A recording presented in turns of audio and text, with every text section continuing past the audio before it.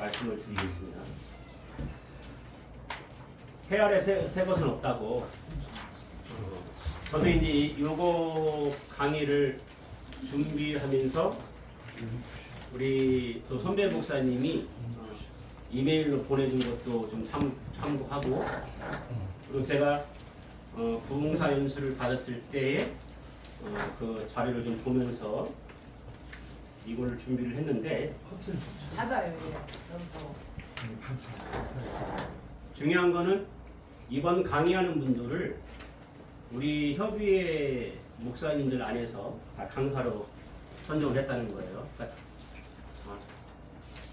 유명하신 목사님들을 초청하고 부흥사 크게 사역하시는 분들을 초청하면 우리와 현실감도 너무 멀고 또 우리의 이 사역의 스타일도 또 안 맞기도 하고 또 재정적인 문제도 많고, 그래서 제가 이제 우리 단연간 같이 했던 목사님들, 다시 말하면 우리 협회를 잘하는 그 목사님들을 강사로 선정하면서 이번 내실 있게 좀 해야 되겠다 생각을 했고, 사실 오늘 첫 번째 강의를 총재님을 시간을 할애하려고 했는데 저녁에 오신다고 해가지고 제가 이제 첫 번째 강의를 합니다. 뭐 강의 들을 때 뭐 궁금한 사항이나 또 같이 좀 공유하고 싶은 사항이 있으면 메모했다가 강의 끝난 다음에 같이 토론하는 식으로 하도록 할게요. 기도 한번 하겠습니다. 하나님 아버지 감사합니다. 우리 존경하는 목사님들이 한 마음으로 모였습니다.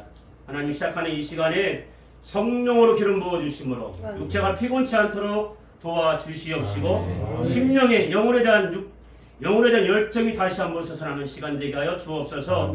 서로 낮은 마음으로 모든 것을 내려놓고 겸손하게 배운다는 심령으로 이 시간 임할 때에 우리에게 화목과 침묵이 되어지는 시간까지 허락하여 주옵소서. 예수님 기도합나이다. 아멘. 오늘 진행은 연합성의 회원의 준수사항 이거부터 시작하겠습니다. 몇 페이지예요? 제가 여기 이제 13페이지 보시면 되고요. 13페이지. 여기는 제가 두 가지만 써놨어요. 부흥사의 수칙 해가지고 부흥사의 10계명, 그 다음에 부흥의 인도법 6가지만 써놨는데, 제가 이제 나중에 이제 하나 더 하나님 앞에 기도하면서 꼭 우리 회원 목사님들하고 요 내용을 한 번 더 점검 먹어야 되겠다 한 것이 뭐냐면 연합성의 회원의 준수사항 이거를 좀 추가를 했습니다. 그래서 요걸 한번 해볼게요. 먼저 연합성회를 단연간 하다 보니까 느낀 것이 많아요. 그리고 아쉬운 것도 많아요.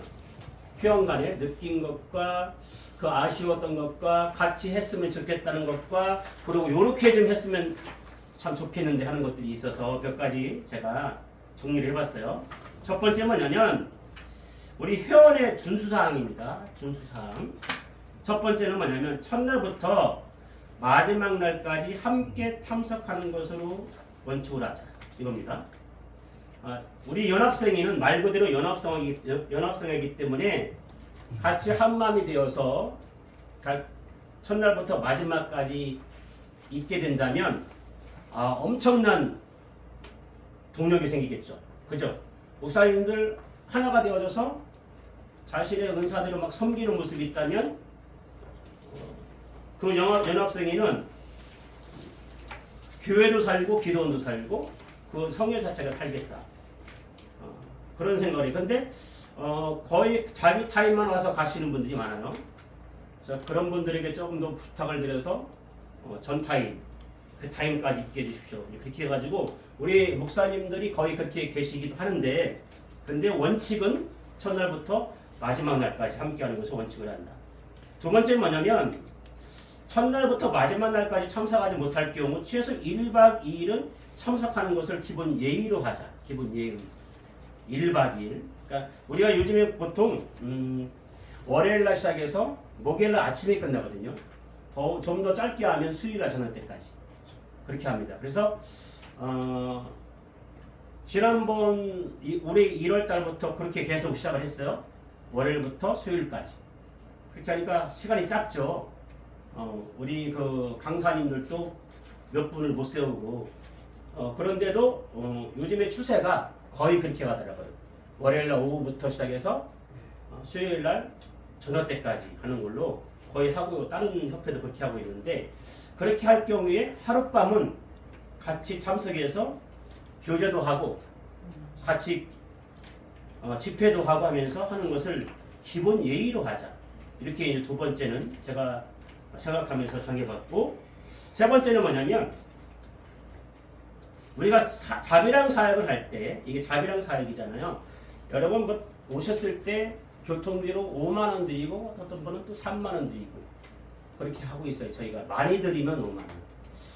진짜 멀리서 왔다 그러면 저희가 또 10만 원도 드리고 그러는데 그게 사례비는 아니잖아요. 그죠? 교통비잖아요. 교통비도 안 되죠. 왔다 갔다 기름값을 낸다면. 그래서 우리는 우리의 사역을 자비랑 사역으로 합니다. 그죠? 내가 사실 이 복음을 위해서 쓰는 게 훨씬 더 많다는 거거든요. 우리 부부 같은 경우에는 한 번 집회를 하게 되면 저희가 일일이 다 보고를 안 해서 그렇지 최소 30은 하나님께 드리거든요.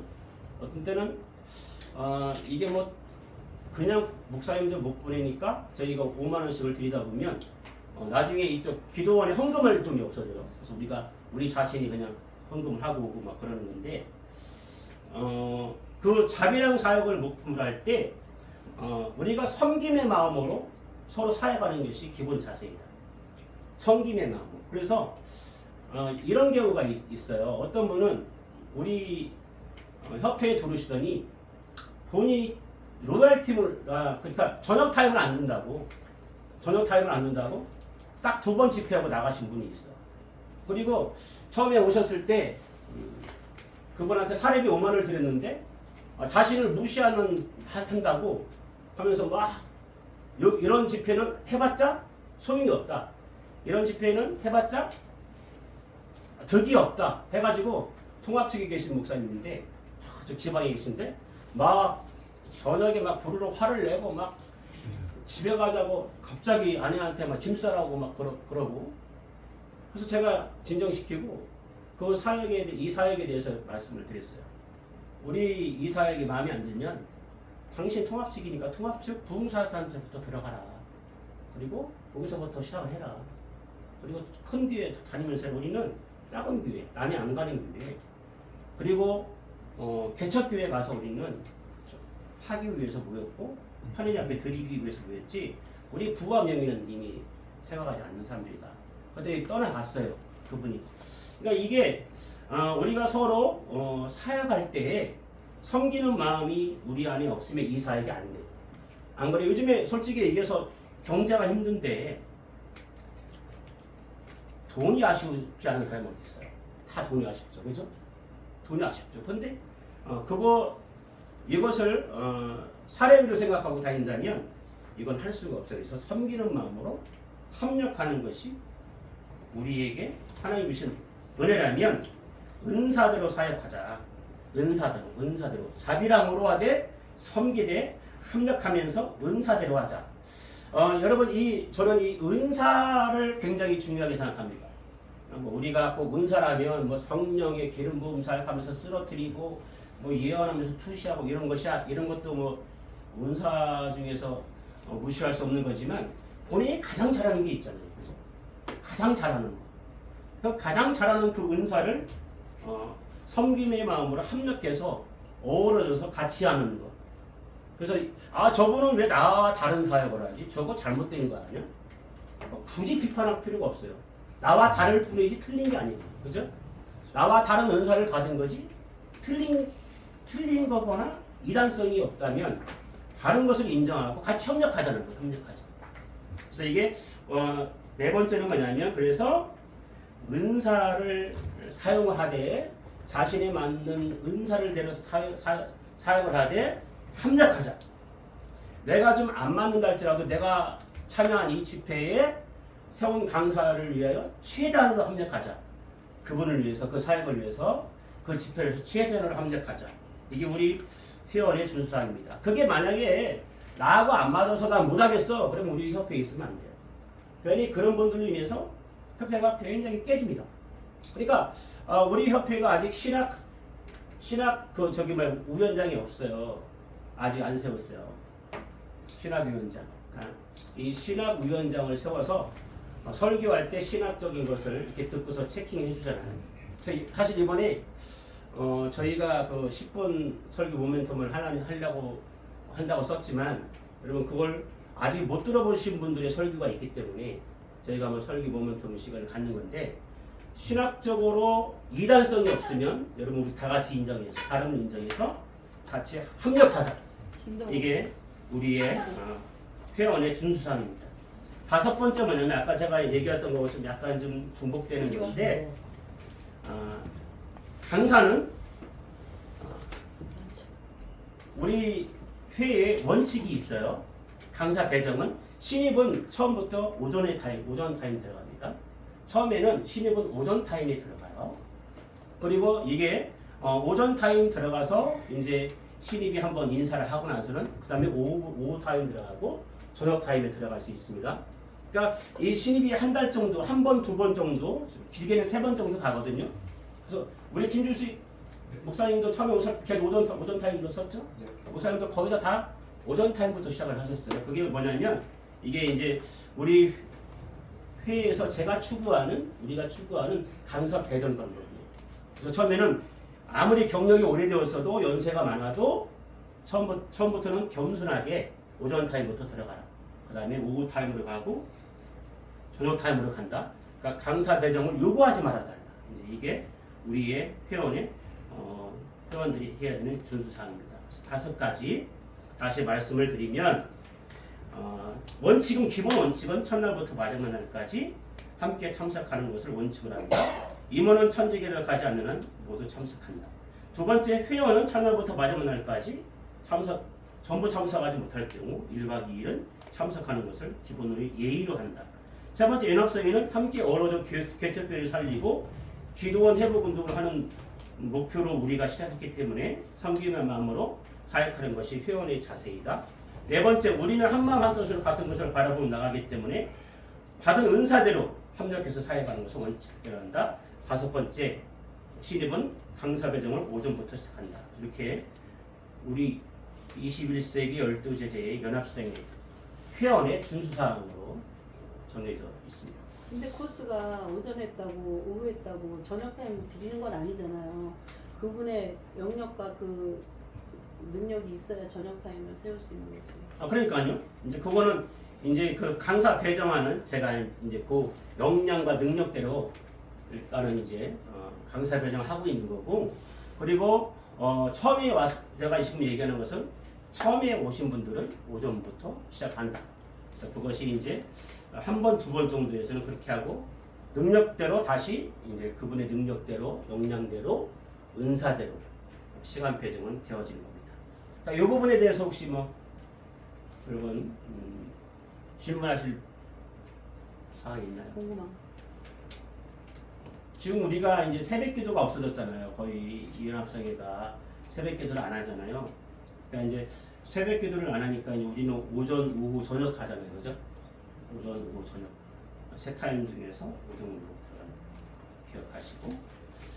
자, 그 다음에 없으시면 부흥사의 수칙에 대해서 말씀을 드릴게요. 부흥사의 수칙.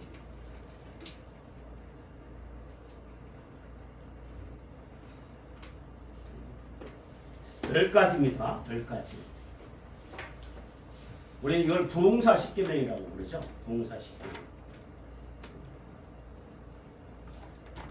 이 부흥사 10계명을 왜 만들게 되었냐면 한국 교회에서 부흥사들에 대한 이 비방 내용이 굉장히 부정적인 게 있는 겁니다. 그렇죠? 부흥회를 합시다 그러면 나는 부흥사들한테 질렸어. 그 부흥사 초청해가지고 부흥회 했더니 교회가 오히려 역효과야. 이런 얘기 많이 들어보셨잖아요. 사실 그렇죠? 그래서 우리가 이제 선배님들이 부흥사가 꼭 하지 말아야 될 시스템을 만들었어요. 첫 번째, 부흥성회를 감정적으로 인도하지. 여기 이제 여러분 성경 말씀은 꼭 필요하시면 집에 가서 찾아보시기 바랍니다. 부흥성회를 감정적으로 인도하지 마라. 지나치게 흥분하시는 분들이 있어요. 막 감정이 절제가 안 돼. 신앙이 뭡니까? 신앙은 지정의가 조화가 이루어져야 되잖아요. 그죠? 우리가 신앙의 인격이 훌륭하다는 것은 말씀의 기본 베이직으로 해서 지정의가 참 진짜 절묘하게 조화를 이루는 분들이 있어. 그렇죠? 근데 조금 성도들이 의뢰받는 걸 보면 조절이 안 돼. 본인이 더 막 이 감정 조절을 못 하시는 분들이 있어요. 더 흥분해. 그래서 신앙행위를 막 강요를 합니다. 신앙행위를 뭐래? 뭐 해라. 뭐 해라. 뭐 해라. 그러잖아요. 그죠? 이랬을 때 꼭 언제 탈이 나느냐? 집회가 끝난 후에 항상 담임 목사의 입에서부터 괜히 집회. 괜히 부흥이야. 다음부터 하지 말아야지. 이렇게 만드는 것이 굉장히 많습니다. 그래서 부흥사는 냉철해야 돼요. 사실은 강단에서 전체를 살펴보면서 성도들이 분위기를 보면서 교회의 분위기를 보면서 냉철하게 해서 끝까지 감정을 절제하면서 가는 게 굉장히 좋습니다. 그래서 감정적으로 인정하면 안 돼요. 흥분했다가 같이 흥분하면 안 돼요. 막 성도들이 막 흥분해서 막 손들고 하면 막 곧할 것 같아서 막 전정이 막 떨어지게 막 전직 개벽 같은 그렇다게 해가지고 막 교회에 대해서 막 성도들한테 막 선전포고하시 막 뭐 하세요, 땅 사세요, 건축 헌금 드리세요, 장로님도 일어나세요, 얼마씩 다 하세요. 여러분 이거 굉장히 위험한 거거든요. 그런 부분들. 그래서 부흥성회를 감정적으로 인도하지 마라. 두 번째 뭐냐면 광신자를 만들지 마라. 광신자. 집회 참석하는 사람이 다 온전한 사람들이 아닙니다. 정신파격자도 있어요. 지체 부자도 있고요. 또 교양이 부족한 사람들도 있어요. 그렇죠? 아주 많은 다른 사람들의 수없이 많은 변화되는 모습으로 우리가 기대하면서 이 부흥회를 인도하는데, 여러분 항상 이 부흥회 중에 문제가 일어나는 게 뭐냐면 이 비정상적인 생각을 하고 있는 사람들로 인해서 부흥회 중에 문제가 돌출됩니다. 예를 들면 부흥회 중에 여태껏 경험해보지 못한 성령 체험을 했어. 성도가 성령 체험을 했단 말이에요. 막 우리 21세기 목사님들 모셔다가 부흥했더니 막 진짜 하늘문이 열리고 막 기름 부음이 쏟아져가지고 성령 충만한 그런 상황을 본인이 맞이했어요. 그랬더니 내가 갑자기 의인이 된 것 같아. 성도가 의인이 된 것 같아. 집에 들어가 보니까 남편이 보이는데 마귀 새끼를 보여. 마귀 새끼. 네? 이 성도가 보니까 남편이 거기다 또 술을 먹더니 흥얼흥얼 노래를 부르기 시작하네. 유행가를. 그래서 예수 이름 명하노니 더러운 귀신아 따라갈지어다. 술 귀신아 따라갈지어다. 남편은 막 마귀를 정지하고 안 그러더니 그때부터 또 잠자리까지 또 거부를 해. 여러분 이런 일들이 부흥회 끝나고 일어나는 다반사일이라는 거예요. 그걸 여러분 그런 일들을 누가 잡아줘야 되느냐? 부흥회 때 반드시 그런 것을 잡아주셔야 돼요. 상담 부흥회하다 보면 목사님 나 어디에 집에 들어갔더니 내 남편이 술 먹고요 고꾸라져 자고 있길래요 깨워가지고 축사했어요. 그러면 어떻게 하셔야 될까요 여러분? 예? 잘했어요. 박수 쳐줘야 돼? 야 이제 성령 충만해졌네 그래야 돼? 그럼 그거 잡아줘야 됩니다. 이해되시죠? 그렇지 않으면 여러분 그거 나중에 담임 목사님이 감당이 안 될 정도로 그게 힘들어질 수 있어요. 그래서 성도들을 광신자로 만들지 말아요. 세 번째 뭐냐면 부흥의 중독자를 만들지 말아요. 부흥의 중독자를 만들지 말아요. 우리가 이 성도가 말씀과 삶이 따로따로 가면 그 사람은 종교인입니다. 종교인. 윤리적 생활은 등한히 하고 가정생활은 아주 내팽개치면서 부흥사들만 쫓아다니는 사람들이 있어요. 부흥사들만. 우리 이제 리브가 목사님도 팬들이 있다 보니까 어디 간다면 이렇게 찬원님도 오시고 막 집사님들도 막 오시고 그러는데 만약에 그분들이 죄송해요. 예. 가져. 이리 줘요. 안 받아도 돼. 만약에 그분들이 진짜 가정생활을 등한시하고 그리고 본인들이 하는 일들을 등한시하고 쫓아다닌다면 우리는 오지 말라고 할 거예요. 그렇죠? 오지 말아라. 자신들의 삶을 충성스럽게 살아라. 그리고 그 사람들의 한 가지 병폐가 있어요. 그게 뭐냐면 우리 교회 목사님의 설교가 마음에 안 찹니다. 성이 안 찹니다. 목사님 나는 목사님 교회 다니고 싶어요. 목사님 정도 되는데 멀어서 못 가면 그건 핑계지. 그래서 꼭 하는 얘기가 뭐냐면 나는 우리 교회 목사님이 설교가 은혜가 안 된다고 막 불평하는 사람들이 있어요. 그리고는 동해 참새가 가지고 박수치고 막 열정적으로 막 뜨겁게 기도하고 다음에 또 그 부흥사가 다른 데 왔더니 또 거기 쫓아와가지고 또 막 박수치고 기도하면서 막 그 목사님 자기 목사님을 비난하고 이러기 때문에 여러분 교회들이 부흥회를 안 해요. 저는 그래서 여러분 절제시킬 줄도 알죠. 부흥회 중독도 절대로 만드시면 안 됩니다. 본인 교회에서 뭐 하십시오? 충성하십시오. 우리 솔직히 이 부흥사들이 부흥회 이 설교 한 15편만 있으면 몇 년은 우리 먹잖아요. 그죠? 15편만 딱 짜도 베스트를 짜서. 근데 우리 담임 목사님들은 새벽기도 해야 되지. 수요 설교해야 되지. 금요철에 해야 되지. 주일 오전 오후 또 해야 되지. 여러분 이거 계속 똑같은 설교하는 게 아니잖아요. 부흥사들은 앵무새예요. 어떻게 보면 앵무새. 몇 분만 들으면 그 목사님 설교 스토리가 쫙 나와요. 그러니까 저기 어디입니까? 힌들산 기도원 윤석천 목사님도 그 양반 하는 거 보세요. 이사에서 몇 장입니까? 3장인가 하고 요한복음 10장하고 그 부분만 계속 반복적으로 하잖아요. 그래서 몇 번 들으면 똑같은 말만 계속 하시잖아요. 근데 우리 목사님들은 안 그렇잖아요. 그래서 우리가 뭘 해야 되냐면 나한테 쫓아오는 사람을 상 주지 말고 교회에 충성스럽게 하자. 이해되시죠?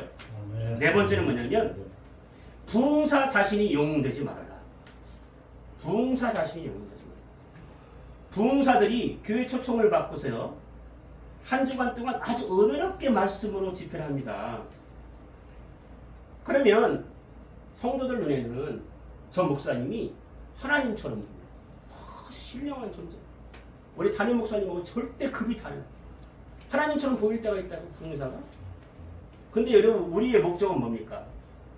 우리는 그림자요. 그림자.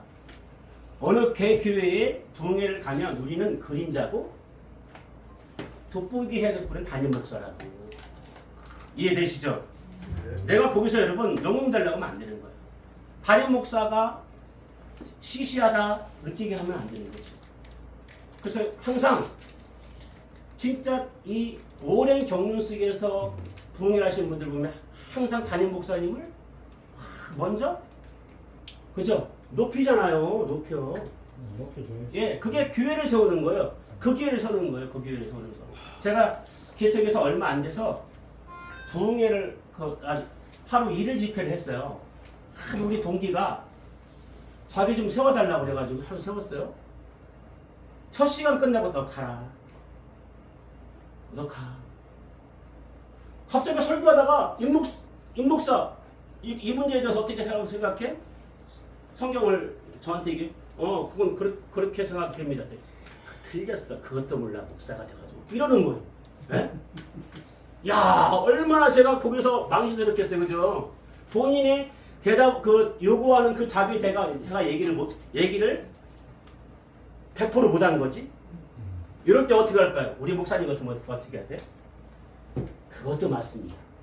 근데 제 생각은 이겁니다. 그죠? 이건 어떨까요, 목사님? 그러면 서로가 사는 거 아닙니까, 그죠? 서로가 사는 건데, 아, 그것도 몰라, 목사님 왜 그래? 그것도 몰라? 똑같이 배웠으면서 이렇게 돼버리니까 첫 번째 끝나고 오전 예배 끝나고 여기까지 하자, 밥 먹고 끝나자 이렇게 되는 거죠. 그러니까 여러분, 우리는 항상 담임 목사를 어떻게 해야 되는 거죠? 자기가 영웅되려고 하는 거죠. 다섯 번째 뭐냐면 지나친 헌금을 강조하지 말자. 헌금은 강요하면서 냈을 때 그 부흥의 자체가 은혜가 완전히 파다고 봐요. 헌금은 은혜 받으면 드립니다. 우리 목사님도 이거 기억합시다. 오살리는 여러분 A, B, C, D 등급 있잖아요. 그 A 등급은 누구예요? 네? 헌금을 많이 내게 하신 분 A 등급. 다음에 또 모르죠. 아까 식사. 그 다음에 한 머리 한 이 참석 수당 딱 해가지고 아닌가요? 얼마를 냈는가를 편분을 냅니다. 그래가지고 많이 그 자기들 기준에 정한 기준에 맞추면 이 사람 A 등급. 그 다음에 조금 나온 B 등급, C 등급. C 등급부터는 안 불러. 실제 그렇습니다. 예. 헌금을 많이 나오게 하는 사람이 누구예요? A 등급이에요. 그래서 여러분 거기 그 제가 교주하는 목사님이 거기서 그걸 배우셨어. 그래가지고 제가 어느 교회에 가서 부흥회 좀 인도하세요 그랬는데 이분이 그걸 써먹는 거야. 원장님 계속 그거에 대해서 불편해서 얘기하더라고. 또 소개시켜드리면 제가 소개시켜드리겠어요? 못 시켰어요. 소개 못 시켜드리죠. 여러분, 헌금은 강요해서 되는 게 아니고 은혜 받으면 자원해서 헌금을 드리고 싶은 그런 성도의 마음이 있거든요. 그러니까 우리는 무엇에 신경 써야 돼요? 은혜 받게 하는데 신경을 써야 되는 거예요. 은혜 받게 하는데. 은혜 받게 하는데 억지나 강제적으로 헌금을 강요할 뿐이 여러분 뭐 그게 나중에 우리 그거 있잖아요. 헌금 작정서. 그죠? 헌금 작정서 이런 거 쓰잖아요. 그걸 헌금 작정서를 써서 그거를 여러분 금액을 채울 수는 있어도 부작용이 많다. 교회가 부작용이 생긴다는 거예요. 그래서 지나친 헌금을 강요하지 말아라. 절대로 부탁드립니다. 지나친 헌금을 강조하지 말고 은혜받게 하는 데 신경 써라. 맞죠? 네네. 6개입니다. 6개. 신성한 강단에서 욕하지 말라. 여러분 저는 욕하는 이 목사님들을 자주 많이 만났었어요.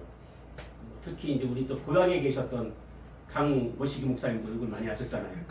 네. 그 목사님도 아주 욕하면 전 세계적에서 전 세계적으로 유명하신 분 아닙니까?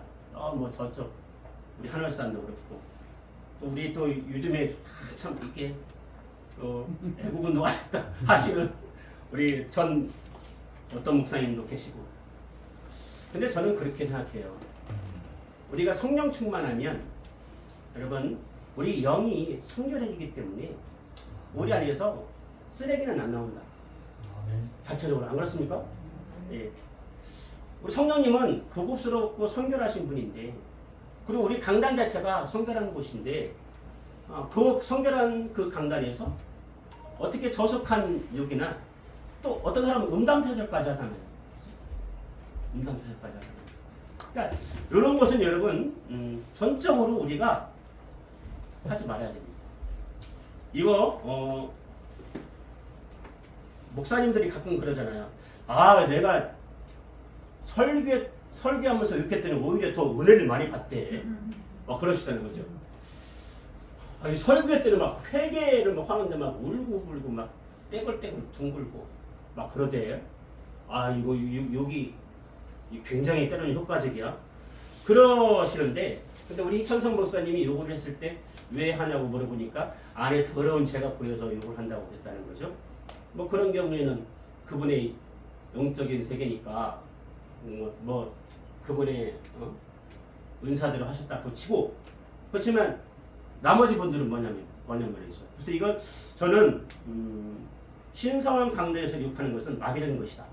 그렇게 생각을 하고 어느 지금 굉장히 유명한 목사님이 기가 막히게 부흥회를 이끌고 가다가 이분이 막 흥분을 했어요. 그래가지고 이 강단에서 여성분들에 대한 비하적인 얘기 그리고 여성분들에 대한 이 성적 아주 못된 얘기를 했어요. 그랬더니 갑자기 막 그 성령이 막 기름이 강력하다가 갑자기 식어버리고 그 다음부터 성도도 안 나오고 이런 경우가 종종 있거든요. 그러니까 이거 우리는 아예 자체적으로 그거를 하지 말아야 되고 욕은 시장바닥이나 깡패 세계에서나 들을 수 있는 그런 원색적인 거기 때문에 성령님이 일하시는 이 부흥회를 인도하는 방법에는 좋은 방법이 아니다. 이렇게 말씀을 드리고요. 제7계는 이성에 조심하라는 거예요. 이성에. 어느 부흥사가 우리 그 누구라면 아시는 분일 수도 있어요.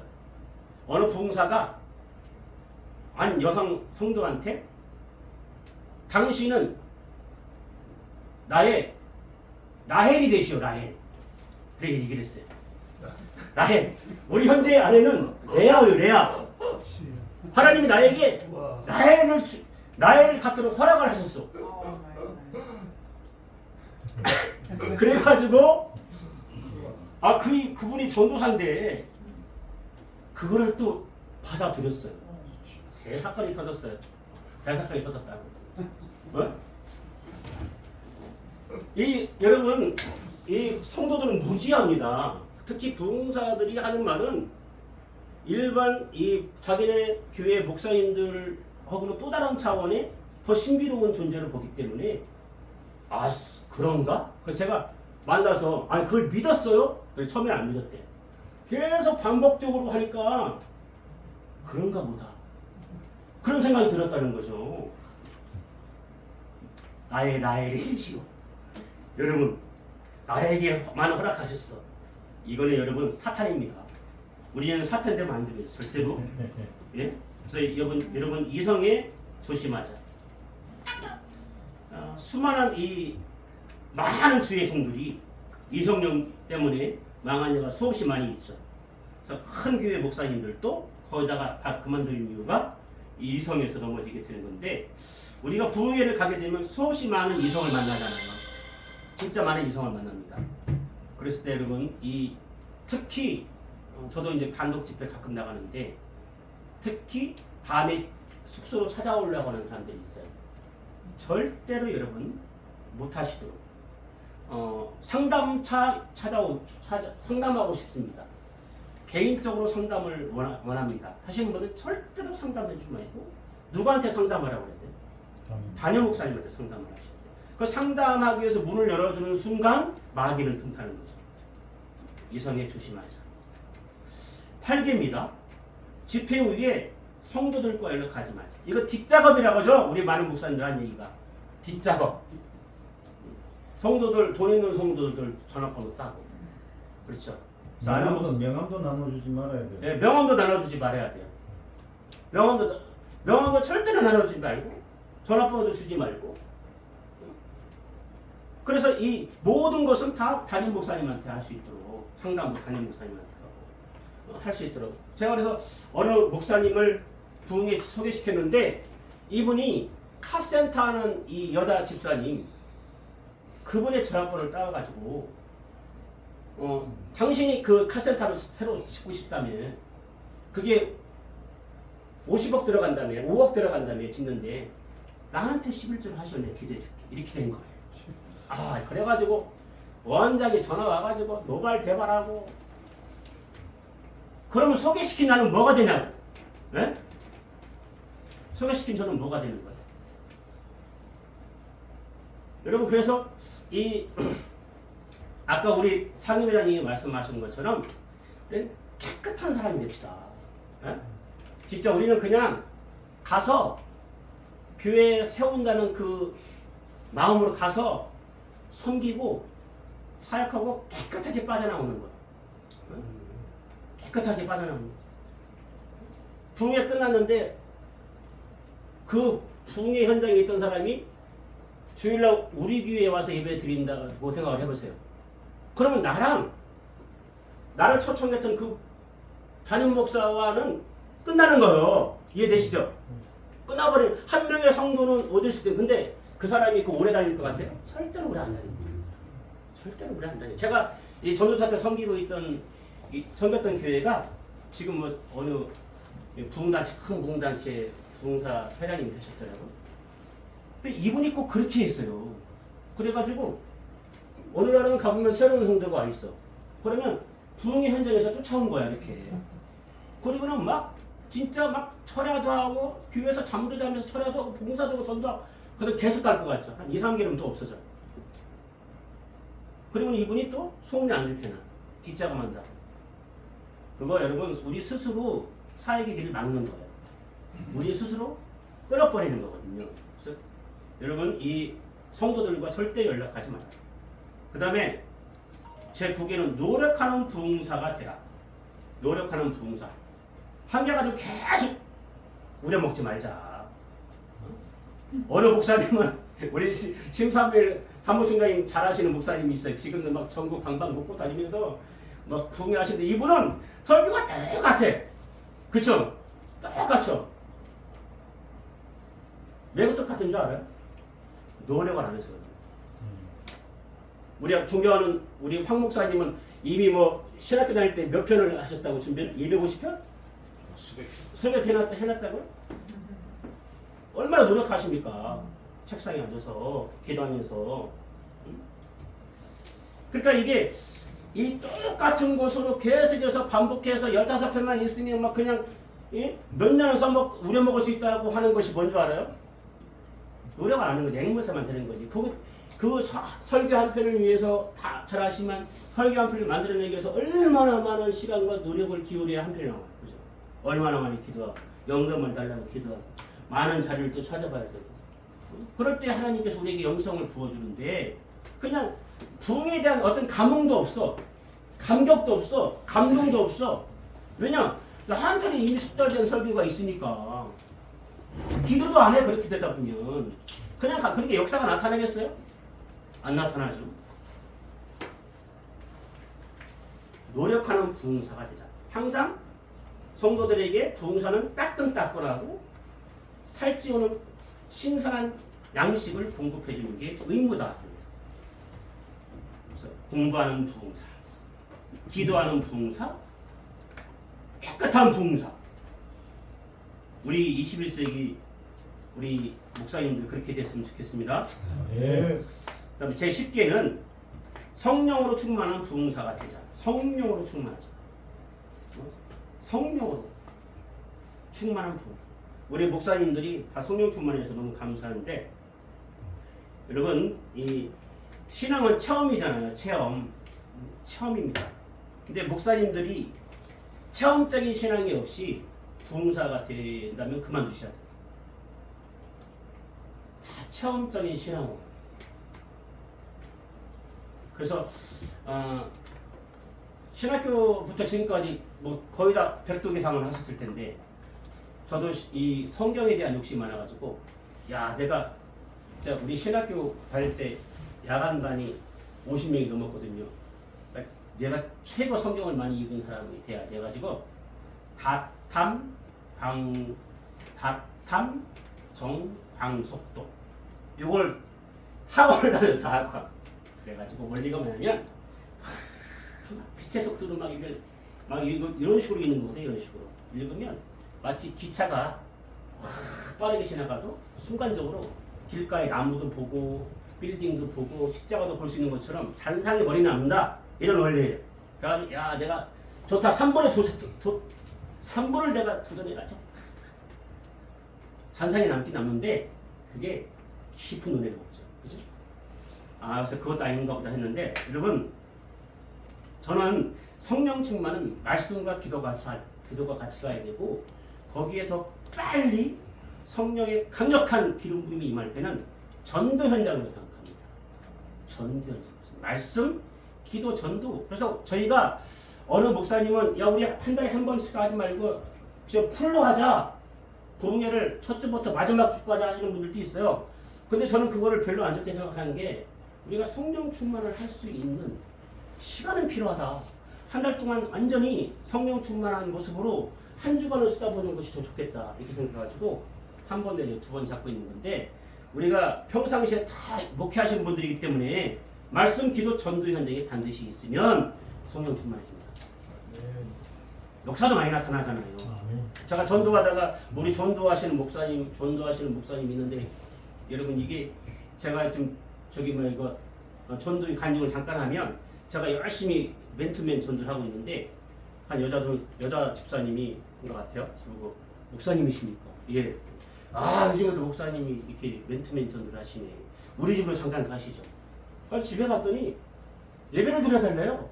그래가지고 저는 막 거기 가서 목소리가 큰 데다가 힘있게 막 고열 찬송 막 5곡을 하고 통성 기도를 그냥 하고 설교를 또 전했어요. 그랬더니 헌금을 드린대요. 자기 농에 갔더니 유명한 그 있잖아요. 왜 그 배를 선물할 때 주시는 그 노란색 보자기. 그걸 갖고 와요. 싸가지고. 근데 그걸 딱 여는데 봉투가 말이죠. 수북히 쌓였어. 자기 남편, 자기 딸, 자기 아들, 둘째 아들 걸 봉투를 감사원금부터 11조까지 건축원금, 성금까지 완전히 싸놓은 거야. 3년 동안을 그걸 뭐 하는 거야? 왜냐면 교회를 정하지 못하고 이거를 그냥 무조건 쌓는 거야. 그걸 저한테 헌금을 했어요. 하나님도 했지만 제가 드렸어요. 그때 저희 교회가 8개월을 밀렸었어. 1645만 원. 그 안에 1645만 원. 야, 진짜. 그래서 한꺼번에 싹 갖고 주인 주인을 보면 도망다니던 그 상황이 떳떳하잖아요. 그죠? 떳떳해지잖아요. 그런 역사가 많아요. 그래서 전도는 하나님이 어떻게 어떤 모습으로 어떤 형태로 우리에게 역사할지 모르는 사도행전이에요. 그렇죠? 사도행전이에요. 그러니까 얼마나 우리가 이게 성령 충만해지겠냐 말이죠. 그러니까 이 10개를 우리는 부흥사의 수칙으로 10계명으로 저희는 정했습니다. 이거는 우리 믿음의 선배들이 야 최소한 우리는 욕먹지 않는 부흥사가 되자. 야 우리는 최소한 피해를 끼치지 않는 부흥사가 되자. 야 우리는 최소한 그 목사님으로부터 잘했다고 칭찬받는 부흥사가 되자. 이거로 우리 선배 목사님들이 진짜 고심하면서 후배들에게 주는 교훈이기 때문에 저도 굉장히 유익하게 이것을 명심하면서 사역하고 있는데 여러분 꼭 기억해 주시기를 부탁을 드립니다. 그 다음에 부흥의 인도법이에요. 이 부흥의 인도법을 제가 작성하면서 우리 그 존경하는 황성현 목사님이 지난번에 저한테 보내준 게 있어서 제가 1번, 2번, 3번을 제가 거기에서 참고를 해서 강의안을 좀 만들어 봤는데 우리 황성현 목사님이 저한테 주신 제목은 성공적인 부흥성회로 인도할 강사가 되라 이거였었어요. 근데 제가 이것을 좀 취해서 부흥의 인도법 해가지고 10가지를 마저 텍스트로 정해봤는데 첫 번째는 뭐냐면 영적인 준비를 하자. 영적인 준비. 우리 부흥회를 하기 위해서 준비해야 될 게 있죠. 영적으로. 뭘까요? 준비기도입니다. 준비기도. 간절하고도 많은 준비기도. 이건 우리 황 목사님께서 저한테 보내주신 거예요. 간절하고도 많은 준비기도를 하자.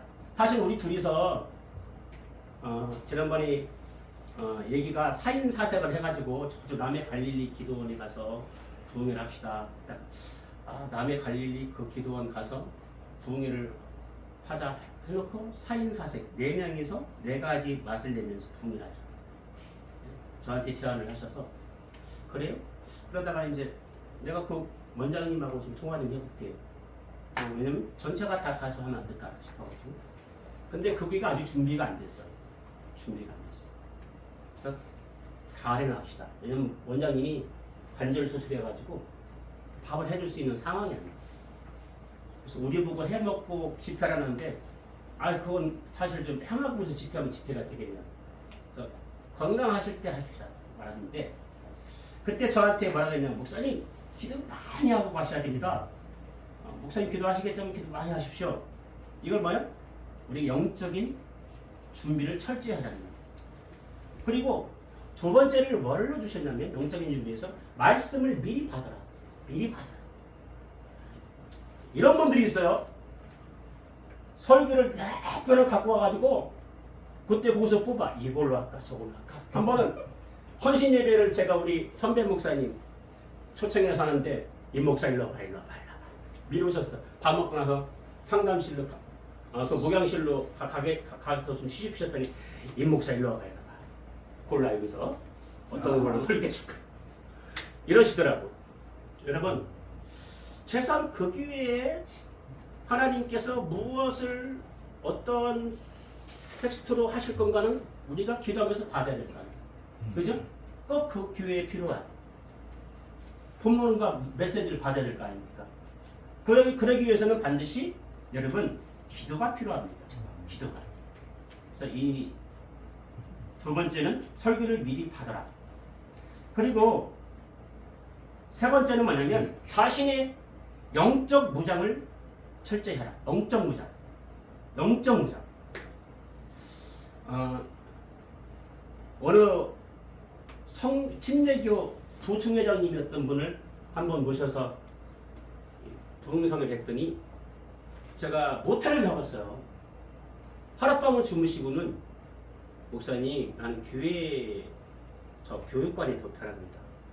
그래서 목사님 왜요? 불편하세요?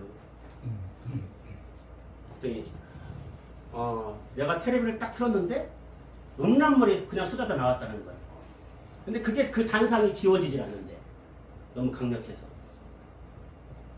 그래서 자기는 뉴스를 봐야 되기 때문에 뉴스는 저 봐야 되는데 텔레비만 한 대 갖다 놓고 가지고 여기서 주무셨으면 좋겠다. 그래가지고 이제 제가 제 집에서 모신 적이 있는데 목사님이 부흥강사 목사님 그것도 하나 스스로 못해가지고 그 숙소까지 바꿔달라고 해요. 여러분 그게 아닙니다. 우리가 원수마귀의 세력은 내쫓아야 되는데 영적인 말씀을 전하는데 방해받는 것들로부터는 우리가 멀리 해야 됩니다. 이해되시죠? 예. 그래서 이 마귀의 방해로부터 반드시 이겨내자. 마귀의 방해로부터 반드시 이겨내자. 이게 영적인 준비입니다. 혼적인 준비는 뭐냐면 여러분 생각 준비, 생각을 정리하는 단순한 우리 마음 심령 상태를 어떻게 해라? 깨끗이 하라는 거예요. 다시 말하면 이 생각을 단순하게 하라는 거예요. 그래서 어떤 분들은 부흥회 가면 아예 이 핸드폰 자체를 꺼버립니다. 근데 여러분 유명한 목사님들 보세요. 핸드폰 막 3개, 4개씩 갖고 다녀. 우리 P로 시작하는 우리 원로 부흥강사 목사님은 밥 먹다 대화를 못 하잖아. 여보세요? 하천 여자들아 또 이쪽 전화 보였대. 여보세요? 하천 앞에 있는 밥 사는 사람들이 상담이라도 하려고 하시면 바짝 앞에 앉잖아요.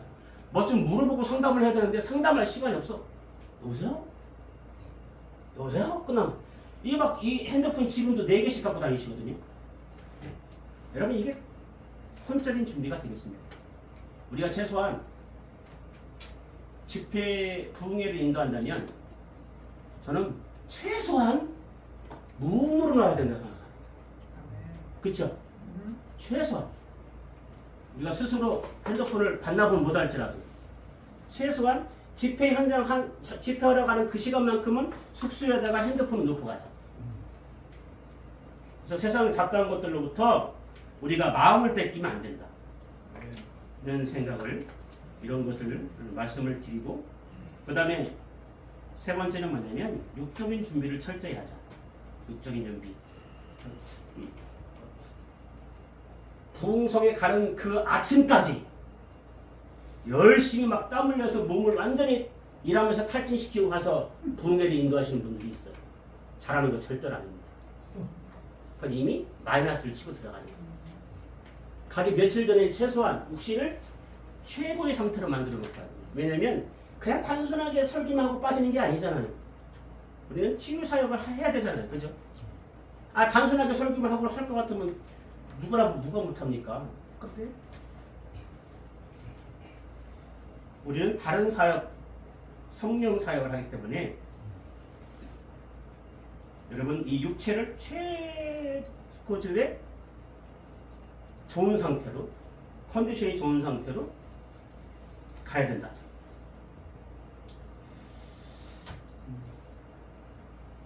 제가 한번 저쪽 전라도로 아내랑 둘이 동해를 갔는데, 제가요 열심히 특심이라 그때는 한참 전도할 때라서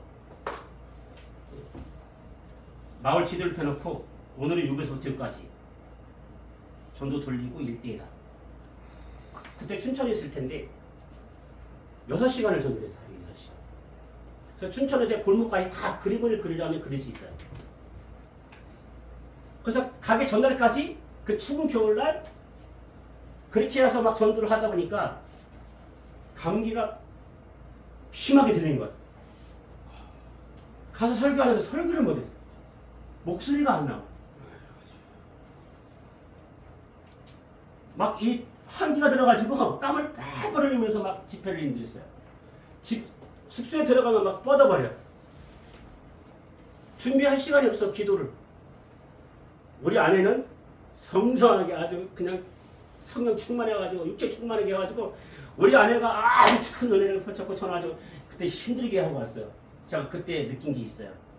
미련한 점이다. 제 자신에게 나는 미련한 점이다. 육적인 준비를 하지 못했다. 그래서 지금은 좀 달리합니다. 성회가 있기 전에는 최고의 컨디션으로 갑니다. 그래서 마음껏 부르짖고 마음껏 설교하고 마음껏 안수해주고 기도해주고, 그죠? 치유사역을 같이 하고. 네 번째, 말씀의 준비를 철저히 하자. 말씀의 주제를 어떻게 정해야 되냐면 하나님 중심, 교회 중심, 담임 목사님 중심. 하나님 중심, 교회 중심, 담임 목사님 중심. 자기 자신의 자랑거리는 좀 내려놓으셔야 돼요.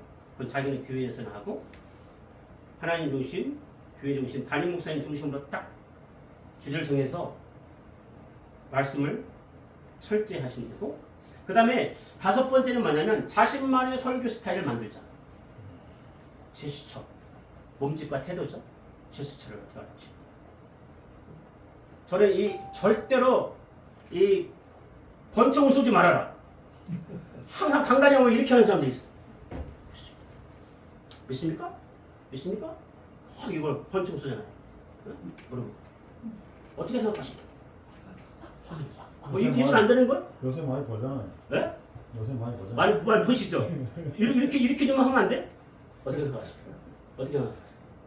이런 거 권총 쓰지 말자. 이거 진짜 기분 나쁩니다. 기분 나쁘.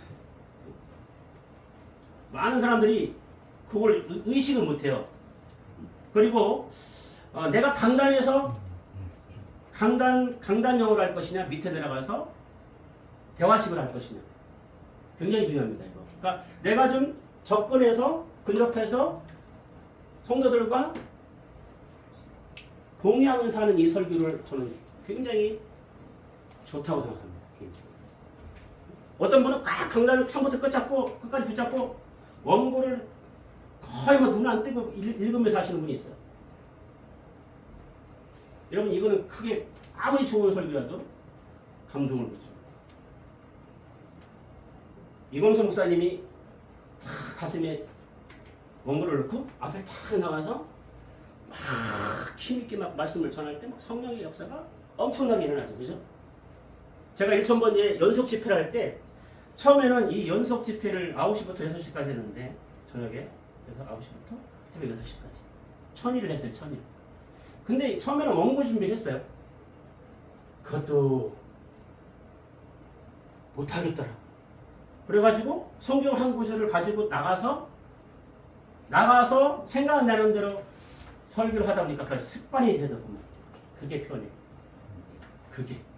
그래서 그게 저한테 맞는 설교 스타일. 그래서 저는 지금도 웬만하면 앞에 나가서 성경 말씀 들고 설교하는 걸 즐겨합니다. 자신의 설교 스타일을 반드시 만들자. 그래서 내가 이 강단을 떠나지 않는 강단 목회 설교를 할 것이냐, 성도들과 가까이 가서 다가가서 대화하는 소통의 설교를 할 것이냐, 내 설교가 선포형이냐 대화식이냐. 굉장히 이거 중요하죠. 그죠? 선포형이냐 대화식이냐.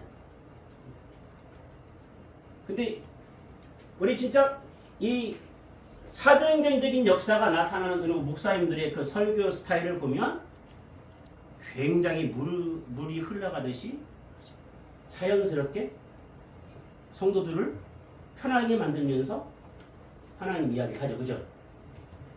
그래서 이건 꼭 뭐가 원칙이라고 얘기를 안 하지만 자신의 설교 스타일을 반드시 만들어라. 내가 가장 편하게 할 수 있는 것들로 해라. 제가 뭐 아까 얘기했던 것처럼 원고 없이 앞에서 나가서 하는 것은 여러분 단점은 있어요. 뭐죠? 3000% 빠질 수 있다는 거죠. 그죠? 그런 것도 있어요. 근데 돌아오기가 쉽지가 않습니다. 빨리 돌아와야 되는데. 깊이가 없을 수 있어요. 왜냐? 다 어려운 헬라어까지 못 외우고 가니까. 근데 여러분, 그래서 뭐가 정답은 아니지만 내가 꼭 맞는 설교 스타일 만들어. 6번째, 표정 관리를 신경 쓰자. 어떤 분들은 진짜 부담스러운 사람이 있습니다. 뭘까요? 막 시작할 때부터 막 화난 표정을 짓는 사람이 있어요. 무슨 기분이 안 좋았는지. 딱 올라오자마자 막 억양도 막 격앙되어져 있고 막 화난 것처럼 막 얘기하고 있고 그런 분들이 있어요. 그러면 여러분 그거 다시 이 자연스럽게 평안한 마음으로 돌려보는 데 시간이 오래 걸립니다. 거의 다 한 시간을 다 썼을 때야 여러분 분위기가 바뀔 수 있어요. 또 슬픈 표정을 짓는 분이 있어요. 올라가자마자 슬픈 표정 짓죠. 한숨 팍팍 쉬면서. 그런 분들도 있습니다. 이거 절대로 여러분 금기입니다. 금기. 가장 편안한 모습으로, 가장 편안한 표정으로, 가장 기름진 목소리로 표정 관리를 하자. 7번째, 스피치 훈련을 많이 하자. 스피치 훈련. 아나운서들이 이 훈련을 받을 때 볼펜을 입에 딱 끼고 그리고 발음 훈련을 한다고 해요.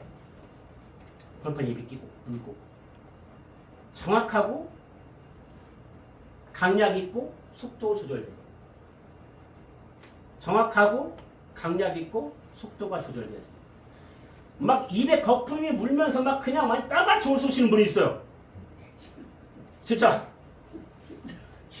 한 30%는 알아들어. 70%는 몰라. 근데 막 얼마나 막 입에 거품 이렇게 빨렸는데 막 여기가 막 또 이렇게 저기까지 막 거품까지. 여러분 그거 속도 조절이 안 되는 거예요. 나는 이 흥분해가지고 나는 이 은혜가 막 삘이 와가지고 막 빠르게 막 빨리 잃어버리지 않으려고 그걸 내가 생각난 걸 다 얘기하기 위해서 막 속도를 엄청 빨리 내서 얘기하는데 여러분 그거 상대방은 30% 알아들으면 많이 알아듣습니다.